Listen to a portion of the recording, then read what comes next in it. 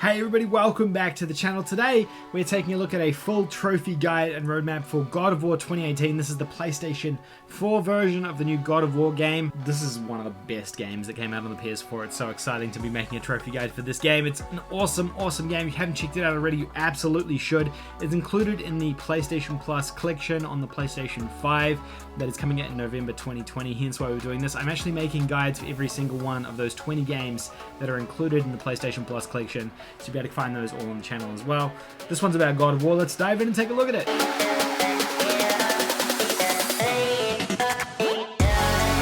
Alrighty guys, if you're a new viewer of the channel, please consider hitting that subscribe button down below. I make new videos like this every single day on the channel, looking at the latest trophy hunting news and PlayStation news as well. So hit the subscribe button so you can stay up to date.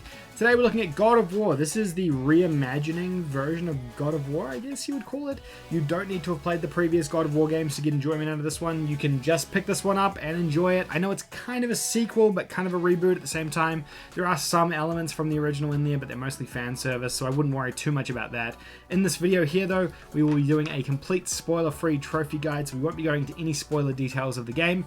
We will just be talking about some of the trophies and how to get them, so you'll know exactly what to do when you go and pick up the game and play it. God of War, for those of you who aren't aware, is a third-person action game. You play as a character named Kratos, the god of war, in this Norse world, basically. He's got a cool axe and a cool shield and a son called Boy. The game is a 5 out of 10 difficulty. It's not a super easy gimme platinum, but it is easier than some of the other Sony first-party games as well. There is not a lot of missable stuff here. It's mostly just to keep playing the game and you'll get all the trophies after a period of time. There are some end game things that are slightly difficult and that's what's going to push people maybe over the edge a little bit here. But generally, I wouldn't say it's too bad. It's probably a pretty standard AAA platinum.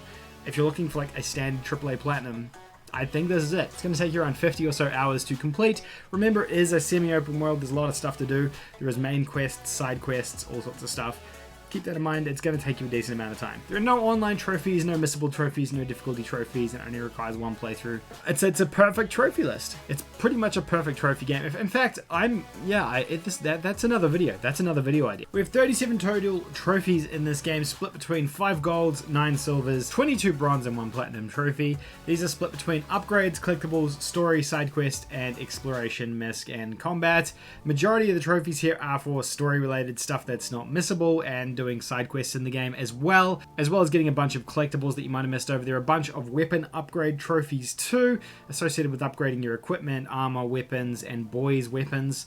And then there's some combat stuff and misc stuff that you kind of need to do too. That's really all there is to it. It's a pretty straightforward plat. Steps to platinum. Play through the main game, not worrying about trophy. That is literally my advice on this one. There is nothing missable. Just play through the game and enjoy it. Have a good time with it. There's nothing here that you need to be working towards on this playthrough except for maybe getting collectibles and stuff like that. But otherwise, I wouldn't be using a guide or anything like that. You can come back to areas later in the game after you've done them. Don't stress about it. Play the game and enjoy it. Have a blast with this game because it's so much fun. It shouldn't be like rushed through or a guide used or anything like that. Feel free to do collectibles and side quests and stuff as you progress, but I wouldn't like build your entire playthrough around them. Second step is using a collectible guide. Once you've finished the game, go back and mop up the remaining collectibles, side quests, and everything else in between. There's a bunch of stuff that is really well hidden in this game that you just won't have found, so go back through and enjoy all the detail and hidden things that the developers put into this game. After that, this is the hardest part of the platinum, and this is a decent way into this as well now, because you've probably spent about 35 or 40 hours with the game at this point too. This is a series of boss battles that appear post-game called the Valkyries. These enemies are significantly harder than anything else in the game. We're not going to talk about anything to do with them specifically, but they do appear post-game, and it sort of acts as like a post-game boss. The good thing about this is that you've done everything else in the game up until this point, which means you'll have upgraded weapons, armor, skills, etc.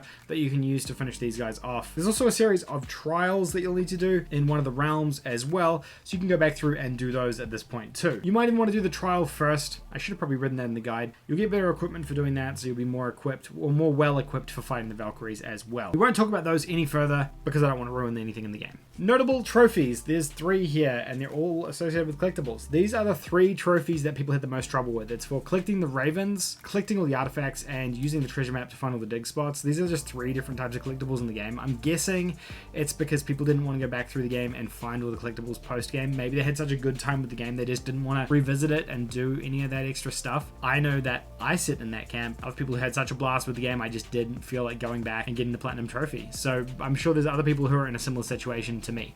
But that is everything to do with this platinum trophy. I know I glossed over a lot of stuff. It's because we don't want to talk about too many things that are spoilery per se.